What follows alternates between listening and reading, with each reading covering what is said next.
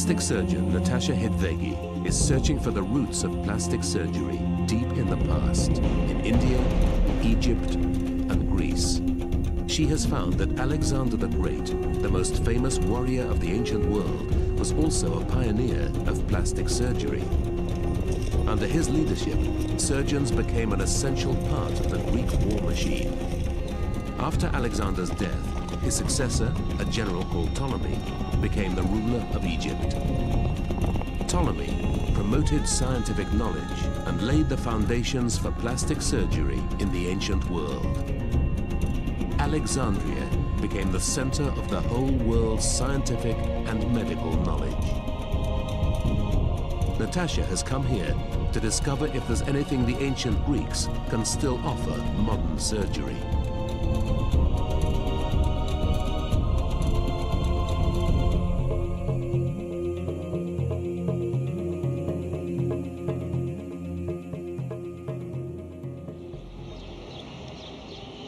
In Alexandria, the remains of the original Ptolemaic University have recently been uncovered. Judging by the size of the ruins, thousands of scientists must have come here to study. From here, the achievements of Greek medicine were to spread across the ancient world. This is one of the oval lecture rooms where the great physicians of the day would have come to teach anatomy. And the knowledge of anatomy, of course, is essential for plastic surgery. It was great being at the site of the old university, just imagining all the different academics and professors that would have been wandering around there. I just wish I could find out exactly what they were studying, what was their knowledge of anatomy at that stage, how much did they know about surgery. The key to this was dissection, which in most early cultures was taboo. But in liberal Alexandria, sometime in the 3rd century BC, a young physician named Herophilus was given permission to dissect human bodies.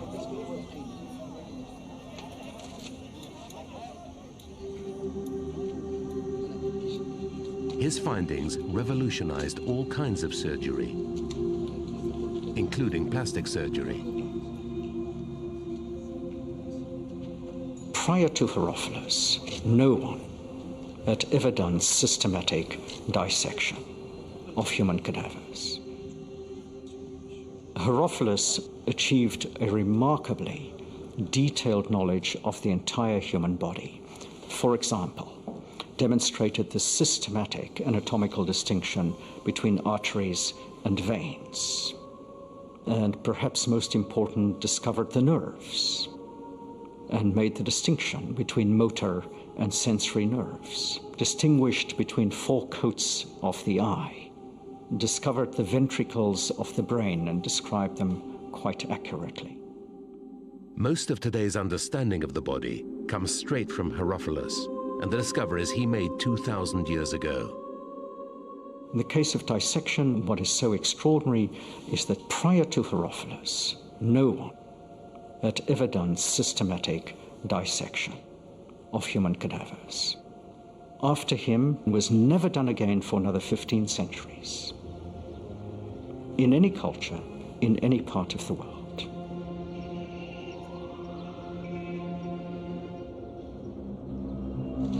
But it wasn't just dissection of cadavers. Herophilus was allowed to break an even bigger taboo. Carving up living humans, condemned criminals. Science was getting its own human sacrifice.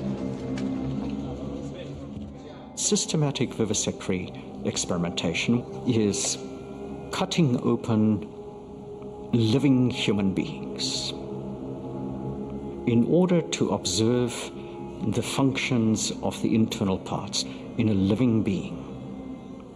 The justification for this was said to be that no matter how well one knows the dead body is different from the living body.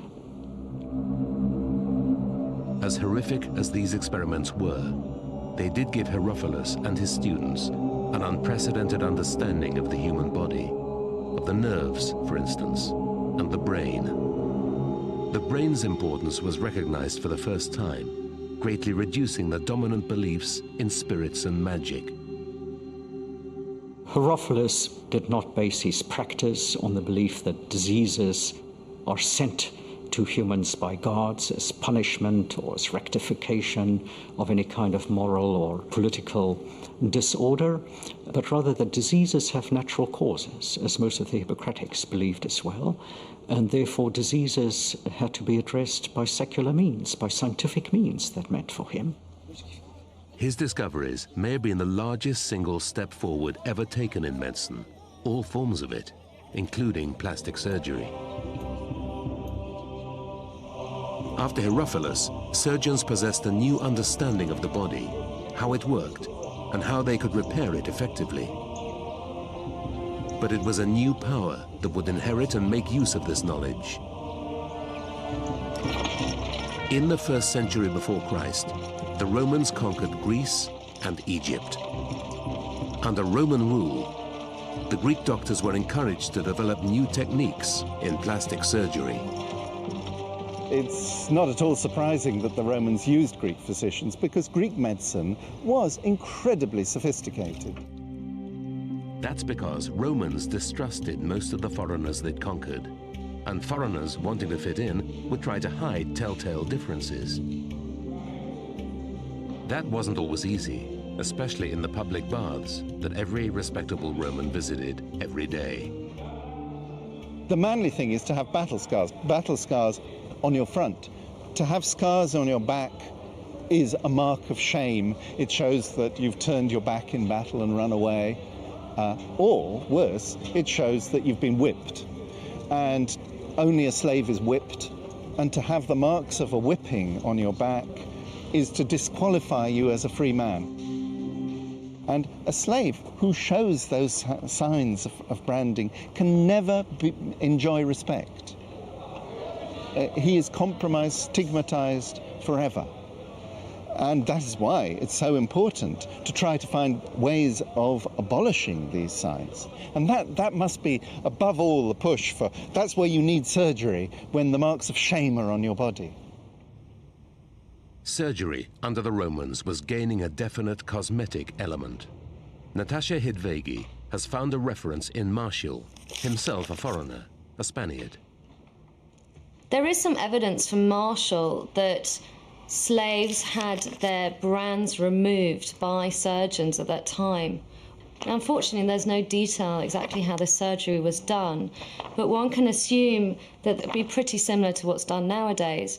If there was a brand, say, on my arm here, either that area could have been cut out and then sewn back together directly, so you'd be left with a long linear scar, or you could just shave off the top of the brand to remove the detail of the brand, but you'd be left with a wide scar, but it wouldn't have the detail of the branding, and therefore the ex-slave or the freed man could pretend that he burnt his arm in an accident, etc. The operation would have been excruciating. The cause would have had to be desperate. And it wasn't just ex-slaves who suffered socially and then medically.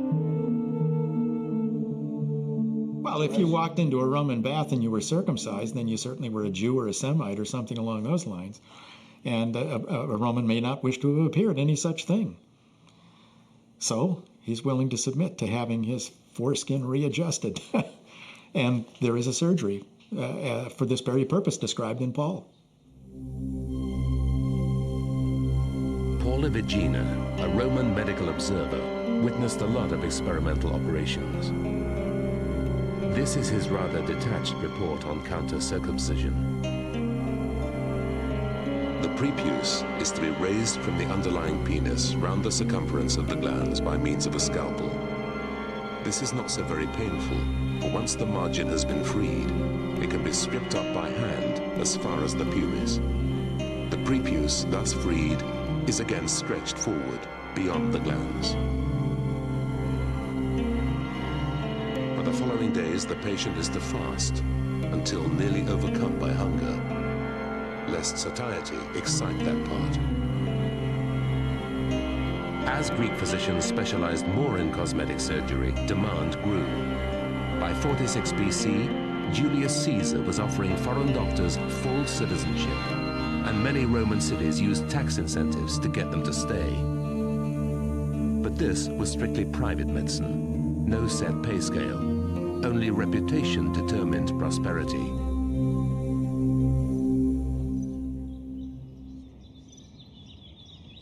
So just over there to the right, that's your In the ruins of Pompeii, turned into a time capsule by a volcanic eruption, Professor Ralph Jackson takes Natasha to see a house that belonged to a Greek physician. Vesuvius just towering over everything, isn't it? It's just... The house was identified by its large stores of surgical equipment.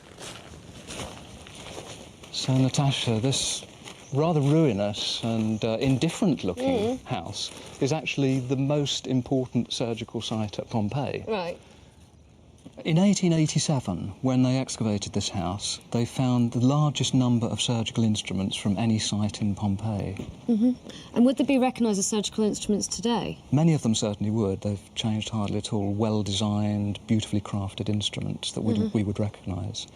And those instruments were found just in the room adjacent to us, just down here, in fact. Okay. There were more than 100 instruments here. Professor Jackson has a replica copy of a portable surgical kit. So what we've got here is a selection of replica instruments, and they represent the normal range of instruments that a Roman surgeon would have had. They're what I would call the core instruments that Roman surgeons used. God, so these look fantastic. I mean, what are they made out of? Most of them are made from bronze, brass, copper, things like that. But where the exception to that is where there are blades or needles, and those are almost invariably made of iron or steel. These look very similar to the types of instruments we would use today. I mean, these scalpels are very obviously scalpels, very beautifully crafted and quite sharp still. This end, did that have a function as well? Yeah, like many Roman surgical tools, the scalpel was double-ended. You held it in the centre, this is the grip. You used the blade, but then you turned it round and used the other end, which is a blunt dissector. This, I presume, is a retractor, or looks like a retractor to me. It certainly would have been used for retraction, but a lot of other things as well, because instruments usually had several different functions. They were often double-ended, and they had multiple uses as well. This actually was used in skull surgery, amongst other things. Right, right. Maybe a skin hook? This is what we would use to retract the skin, maybe? Yeah, Just you call it a sharp skin hook, I call it a sharp hook, and it retracts the skin, exactly. But they also used it to take out tonsils. You know, really? Yeah. And again, these would be used for cautery or something? Yes, it's actually, I mean, it's a needle holder. Most of these instruments could actually be heated up and used as cauteries. Without realising it, they were, in heating the instrument as a cautery, they were sterilising it, and it was probably the only time that they routinely sterilised an instrument, because otherwise they had no concept of the need to do so. But would they just use it from one patient to the next, or...? They were used from one patient to the next, so... Nowadays, it's just such a horrendous thought. Of course. This is very sophisticated equipment, and Natasha remembers what she's read about other kinds of plastic surgery these Greek physicians were able to practice. Paula Vigina describes, for instance, a procedure to reduce the breasts of an obese man because, he says, they looked unsightly and shameful. In the naked society, being fat apparently was as bad as being an ex-slave or a Jew, and it was worth the pain to have the stigma erased.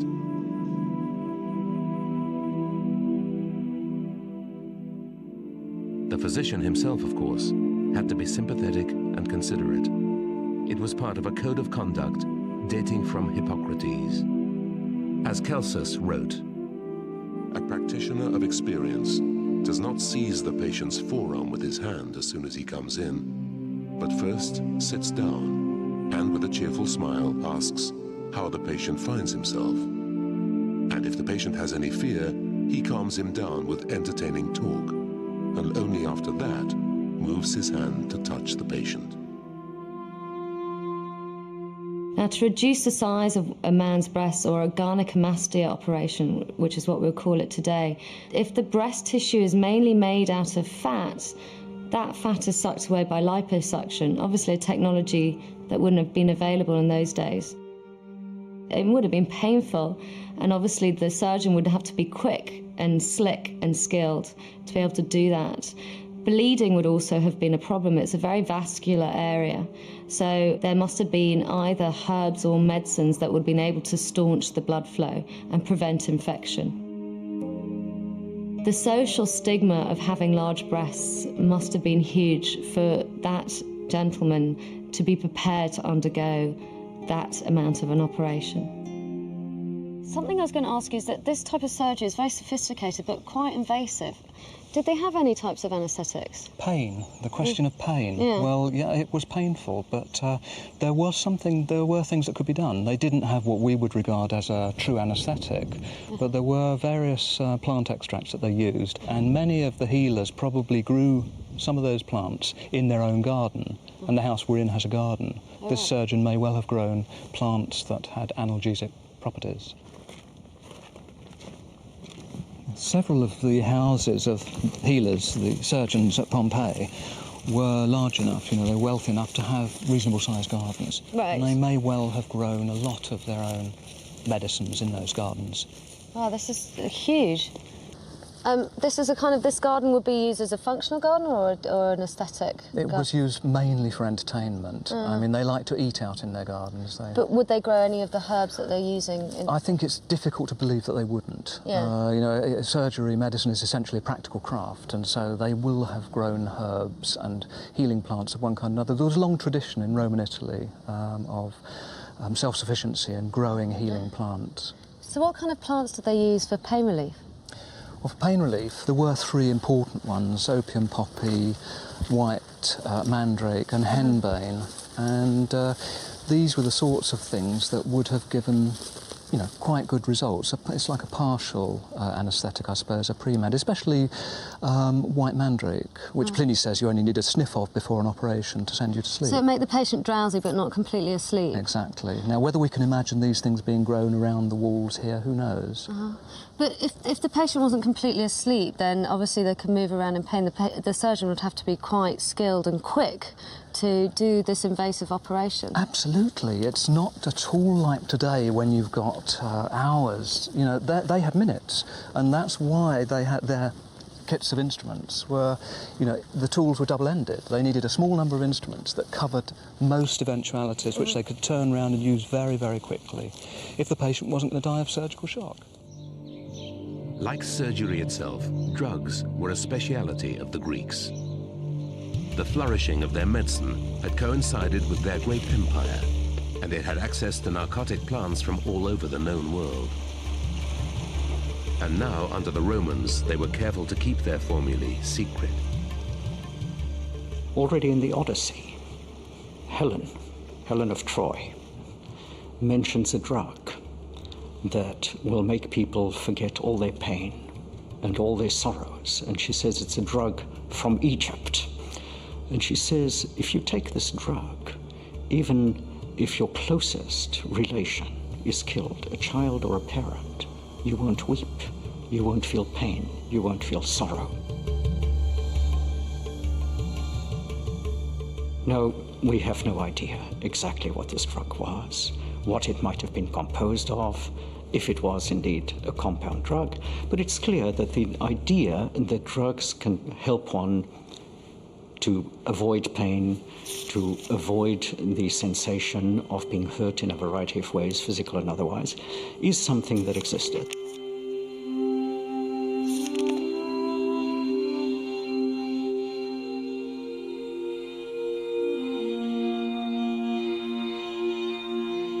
Someone who might have an idea about what that was is the American professor John Riddle, whose life's work has been to study the drugs available to Greek physicians.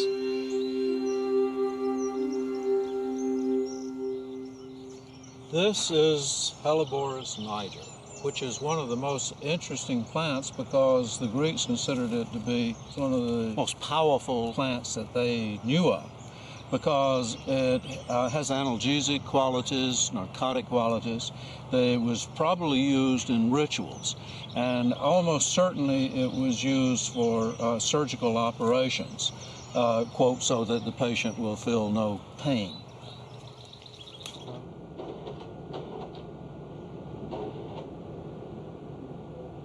Professor Riddle is running tests on the chemical compounds of many drugs the ancient physicians used, among them hellebore.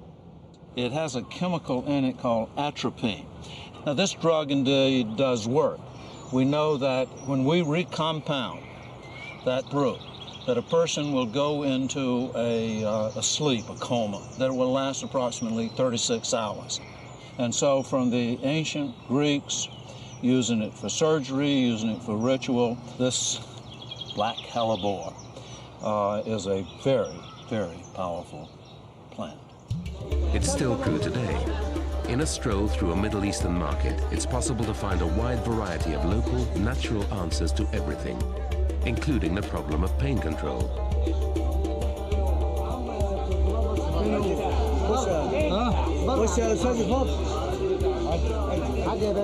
The ancients had a huge range of pharmacopoeia to help with pain relief and with anesthetics for the operations. And that, in some ways, would seem surprising, but you have to remember that so much of our pain relief nowadays, such as aspirin and opiate-based medicines, such as codeine, are based on ancient herbs and the knowledge that was developed then. Do you have anything for wounds if you cut? This is like oil. This for like, you know. So what's this from? For the bees like this. That's oil and bees like this. Good. So there is a huge range of potential drugs out there in the natural world which we have yet to discover, which I'm sure that in the ancient world they did know about and used to their full potential. The next leap forward in surgery came when a brilliant young Greek entered the Roman arena, not as a gladiator, but as a surgeon. Staging death as spectacular entertainment was typical of the empire's arrogance. We do whatever we want to do.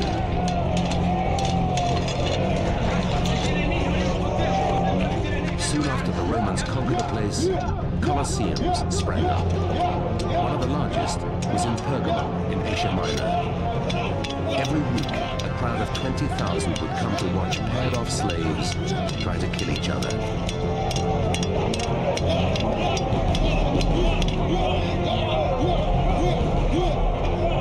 But they were very valuable slaves, and as much as possible, their owners wanted to protect their investments.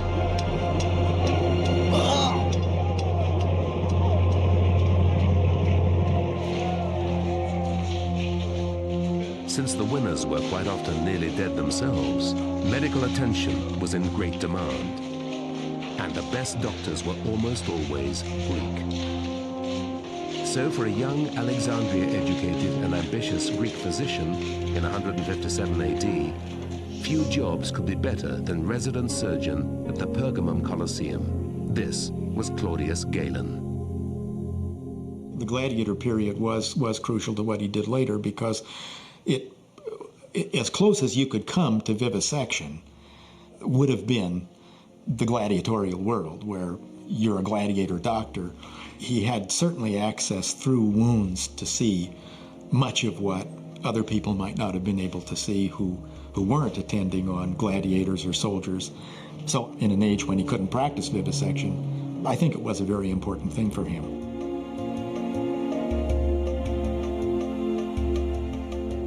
Well, of course, for him, this was great. At a time when the dissection of human cadavers was not the norm, gladiators wounded in all sorts of ways, maybe disemboweled, mainly probably leg wounds and arm wounds, this did give him the opportunity to see anatomy.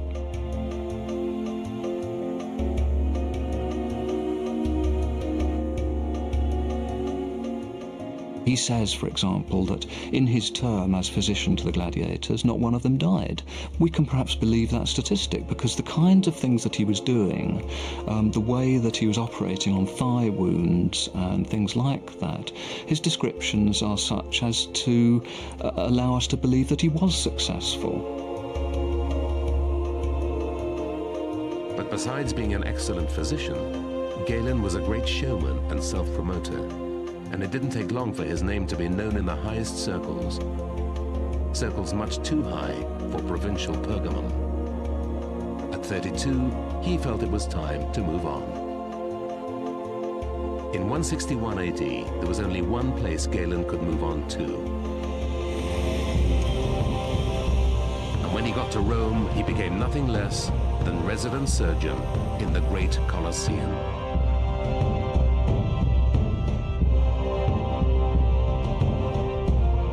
But even that wasn't as high as he could go. He was an accomplished physician, and I don't think he would have become imperial physician. I don't think he would have become the doctor to the famous Emperor Marcus Aurelius if he weren't effective. Marcus Aurelius Antoninus, Emperor of Rome, Stoic philosopher and proud patron of Galen. He wanted to wean his subjects away from superstition, and he encouraged Galen to disseminate his scientific approach to surgery. And who are these two figures? Other ideas then sprang from other quarters. Plastic surgery flourished, and in one case, there was even a possible sex change. But up in the middle is Marcus Aurelius, who is the ideal emperor of all times. Oh, I see. The gilded golden boy of Roman rule. He's the emperor who brings Galen to Rome. And Galen's one of many intellectuals. Marcus is one of the most extraordinarily enlightened emperors. He's a Stoic philosopher. Right. And that you get from his meditations. Right. And constantly trying to find a point of balance. He believes that there is a divine message out there that the world should be ordered. And he, as an emperor, is trying to bring order into the world he rules. And is that why he brought Galen in, to heal his populace? Absolutely. In some sense, he is providing a salvation for the world, and Galen a medical salvation for the people. Ah, corollaries of each other, I suppose. That's right. They're a reciprocal role. Galen was as eager as the emperor to disseminate his scientific way of thinking. And from his post as imperial physician, he became the most prolific medical writer ever. He produced 60 tomes on every aspect of medical theory and practice that then existed. I think Galen was as important as he was because he had access to the highest people, to the imperial palace. What more could you want? And then as time goes on, of course, we have this huge corpus of work that comes down from his hand. And whatever he was in his own time, this corpus of work was bound to have had a considerable impact subsequently when no further significant advances were made in medicine for centuries and centuries and centuries. I mean, essentially, we were still practicing Galenic and Hippocratic medicine probably not 2 centuries ago. Almost single-handedly, Galen had created a golden age of medicine, and that included plastic surgery. During his time, cosmetic and reconstructive surgery got ever more daring. The eye is an incredibly sensitive instrument of the body and incredibly difficult to operate on even nowadays. Before Galen, the only operations they would attempt to cure would be a cataract. After Galen, they could try and cure squints, correct droopy eyelids and infections of the eye. And to be able to do that, they must have been not only skilled physicians and surgeons, they must have very delicate instruments and understand anatomically the structure of the eye. Their knowledge must have been vast.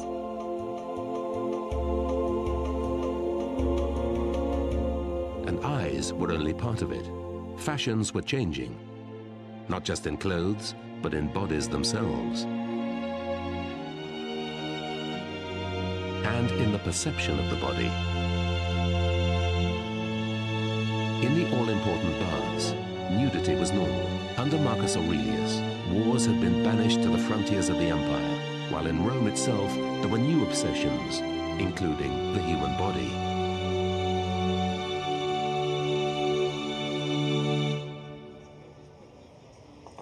It's almost as if you've got 2 parallel streams of fashion running along together. Say you take the end of the 1st century BC, you've still got very strongly this idea that we tough Romans, we don't mind being old and wrinkled and warty, because what matters is what we have achieved, not what we look like. We don't go for superficial appearances. And at exactly the same time, you get Romans presented as the body beautiful. Yeah. And so you get these enormous contradictions. You get statues of emperors like Augustus, completely naked, with the bodies of Greek athletes. Yeah. The men have all those signs that make you manly. The women have all those signs that make you womanly. So you must be soft and unblemished. And oddly enough, despite this pride in Romans having warts and wrinkles, the women don't have warts and wrinkles. Okay, so they have to disguise the imperfections. They do. To judge by the statues, the Roman body beautiful meant the male body. But women's bodies were under public scrutiny too. There is mention of a woman undergoing a clitorectomy. Now, I can only suppose that she probably had a type of intersex condition and her clitoris was obviously invisibly enlarged to such an extent that it caused her embarrassment, and therefore she had to and was willing to undergo this obviously very painful and bloody procedure. It's interesting that a number of these so-called plastic surgeries have got something to do with the genitalia. In a world where people appeared so often in public, we have people with both sexual organs wanting those corrected. We have clitorectomy. We have the pec operation. We have also what's called rachosis, or I think probably distended scrotum, which can be corrected by hacking off a portion of the scrotum. Natasha is surprised to find that nearly 2,000 years ago, such invasive and intricate surgery was even possible. But how many people would have had these operations? When I think about what we know about ancient medicine, I'm thinking basically that the texts that come down to us are texts by the best people around. And their clients were the richest people around, and that's a very thin element of the population. So in talking about things like, adjustment of male pecs or operations on the genitalia, things of that nature, I doubt that very many people had access to anything like that. Emperors, of course, were at the top of that top layer, and a young successor to Marcus Aurelius really pushed the limits when he demanded a sex change. Elagabalus was possibly the most decadent emperor in Rome's long history of decadence. According to one commentator, he lived in a depraved manner, indulging unnatural vice with men, deeming the chief enjoyment in life to arouse the lusts of the greatest number. Elagabalus came from a very exotic corner of the empire, from the city of Emesa in Syria, a city where religions were practiced that were very strange and partly offensive to Romans. So Elagabalus gets the most spectacularly bad press. But of course the way they get at him is sexual. And undoubtedly, let's not pretend that Elagabalus was a sexual innocent. All the stories about him are about sexual excess. The story about Elagabalus playing the prostitute was widespread in the literature of the day. These stories have this gossipy flavor to them. They're wonderful. They're wonderful stories. The respected commentator Cassius Dio wrote, "He frequented the notorious brothels by night wearing a wig, and plied the trade of a prostitute, committing his indecencies there." It reflected the concerns that they had, that Elagabalus was a young man who was incapable of fulfilling the masculine role of being an emperor. This guy called Cassius Dio, he was there at the time, and he says that Elagabalus tried to turn himself into a woman, and that he offered the surgeons any money they asked to give him a vagina. There's a famous saying by the jurist Ulpian that whatever the emperor wants has the force of the law. And so if an emperor desires it, he has the empire at his beck and call. But was that operation even remotely possible then? We asked a specialist sex change doctor. You're making a space that doesn't exist, so you have to find this space, and you have to dissect this space without tearing into the rectum or tearing into, you know, the urethra or whatever. So you know, that's, you don't have a big margin for error. You have to really know what you're doing. What the surgeon probably did is say, okay, I'll cut off his penis, I'll cut off his testicles, I'll kind of hang the skin of his scrotum a certain way so that maybe I can make some kind of a pouch, and that's it.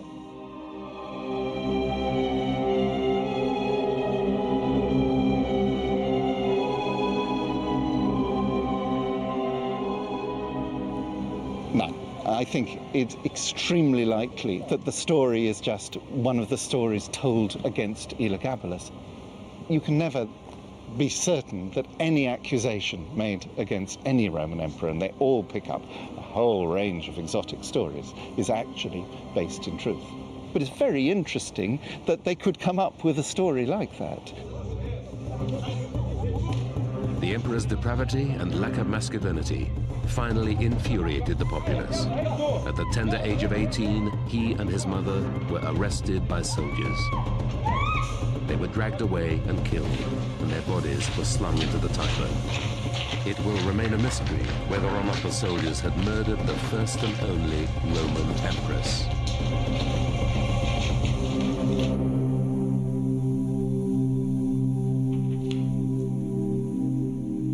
Creation of a new vagina is a very difficult operation.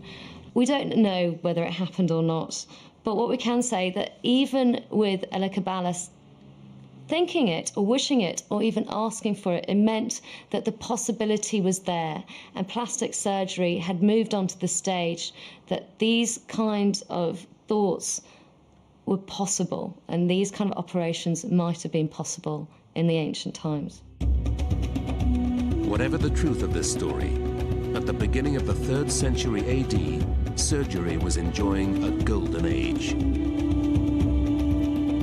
And complex cosmetic surgery was still being practiced throughout the Roman Empire. While Rome, the cultural and political capital, benefited most from these advances, Alexandria remained the seat of medical learning, even under Roman rule. Alexandria had this tremendous, this golden period, if you like, of progress, of scientific, truly scientific discovery. It's fascinating. And that science, all that learning, revolved around the great library with its 700,000 scrolls. Here was where the circumference of the earth was measured, where the stars were plotted, where Herophilus recorded that the brain, not the heart, was the center of thought. But fast approaching was the end of both this golden age and the library itself. By the beginning of the 5th century, the scrolls had been deliberately burnt. Exactly who did it isn't clear, though most suspicion is cast on the early Christians who were violently opposed to pagan science.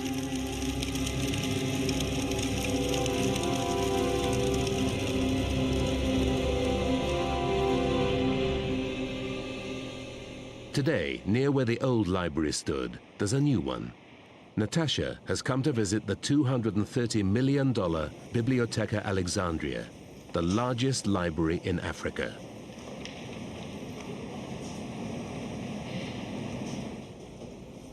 It's a futuristic building, big enough to house 4 million books. As a center of research, it's designed to recapture the spirit of the ancient library, of which only a tiny fragment survives.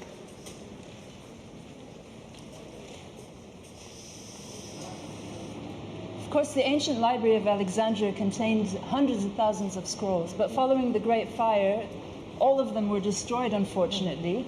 except for this one papyrus. It's the only remaining papyrus from the ancient Library of Alexandria. It's written in ancient Greek, and what we've deciphered is that it's actually an index of some of the scrolls which were present at that time in the library. It is like many things in antiquity. The spotlight is on a certain place at a certain time, and then the spotlight goes out and it moves somewhere else. And so suddenly the spotlight goes out on Alexandria. The end of the library coincided with the end of the Roman Empire and of all things we call ancient, including ancient plastic surgery. The problem with medicine after the fall of the Roman Empire is that the Roman Empire fell, if you like, because of a sort of decentralization. And so these long-distance networks, to a great extent, fell apart. There's lack of central authority. Under those circumstances, things like medicine, the universality of it, also falls apart. That's not to say that medicine wasn't still practiced, but you no longer have that great centre. And when the centre of medical knowledge went, losses rippled through the empire. Everywhere, great medical works disappeared, either destroyed or lost to time.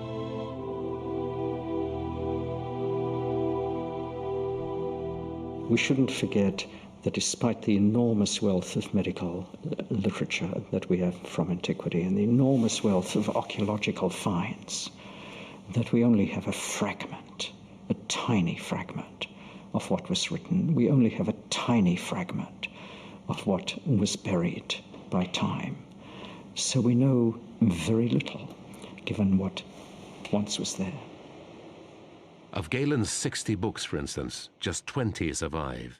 It so happens that Galen's works have survived, in part because he was translated on a massive scale into Arabic in the 9th century.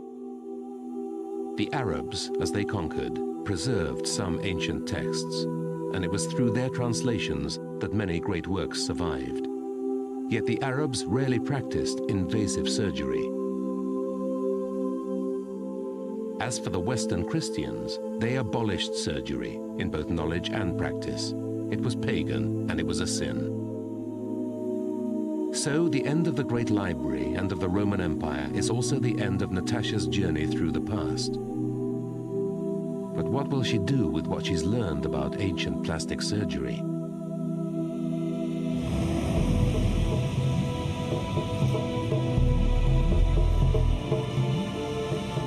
She's back in London and back at work. Today she's operating alongside consultant plastic surgeon Martin Kelly.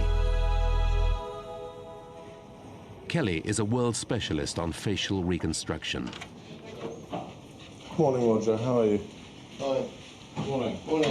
Neil Randall, anaesthetist. Hi, Neil. Hi there, Stephen. How are you? Very good. You well? Thanks. Yes, very good. Thanks. Looking very relaxed. Natasha and Kelly will be rebuilding this patient's nose, according to which has been partly amputated so, to cut out a cancerous growth. You know, you've had a tumour excised from here, and that tells us that you had a cancer of the skin, but also we know from looking at that under the microscope that the rest of the skin in this area from biopsy is not quite normal. And so what we're going to do today is remove the rest of that skin and rebuild that side of the nose using skin from the forehead and a few cartilage grafts Natasha from can the reflect septum, which is the now plate on how which much of divides today's the medicine was nasal initiated airways in antiquity. a few weeks.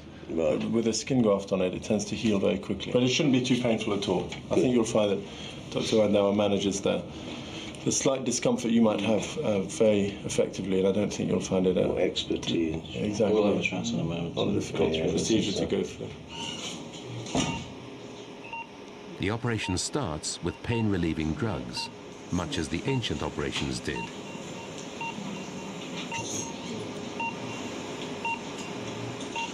The actual surgery used to reconstruct Roger's nose is the same as the surgery recorded in India by Sushruta in 500 BC.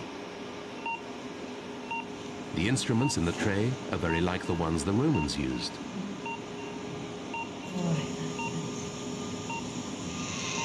A diathermic cauterizer stems the flow of blood. It uses electricity instead of direct heat, but it's the same principle recorded by the Egyptians 4,000 years ago.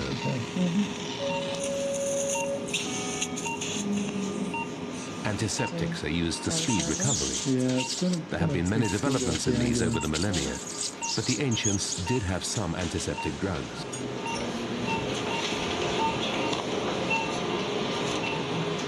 Modern plastic surgeons, of course, offer plenty of innovations, such as the use of cartilage for reshaping the nose. But the suturing to keep it in place has been practiced from Egyptian times onwards. Ancient physicians such as Ka in Egypt, Sushruta in India, and Galen in Rome have illuminated the way for modern plastic surgeons. And today's patient gets the benefit of the whole of this accumulated wisdom. Look at this patient here. This is a young lady who had a tumor at the tip of the nose, which is a morphic basal cell carcinoma. It's the worst type of basal cell. A skin tumor that we believe is induced by excessive sun exposure.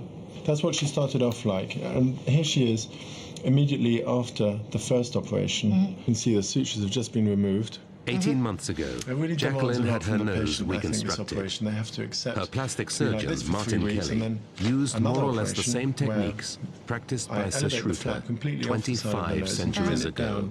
This is gone and the result? Quite well up here, hasn't it? Do you have Do you any mind trouble if with I that? look at you as well? Of course not. Right, it looks amazing. You barely notice it at all. Thank you. Do you find people pick up on the tip of your nose and comment on it? They don't. Well, that's good. No, I don't feel conscious of it at all. Good. You know, each month it goes on, it seems to sort of blend in, working its way sort of back. Yes. Natasha is no longer amazed by the sophistication of the ancients. After all, there were good doctors then, too. All in all, what I've learnt is that we have so much to learn from the past, and I hope that modern medicine can open its eyes and accept that and realise that there are so many things we can learn from the ancients that can help us with modern medicine in the future. Over the coming months, Natasha will be collating and sifting through the things she's learned about ancient drugs, equipment, philosophies, and procedures. Will any of these lead directly to advances in modern plastic surgery? She can only wait and see. But whether they do or not, Natasha, the modern surgeon, has learned this about her ancient counterparts. They were good at it. They exceeded their limitations, and they were prepared to take the risks and suffer the pain.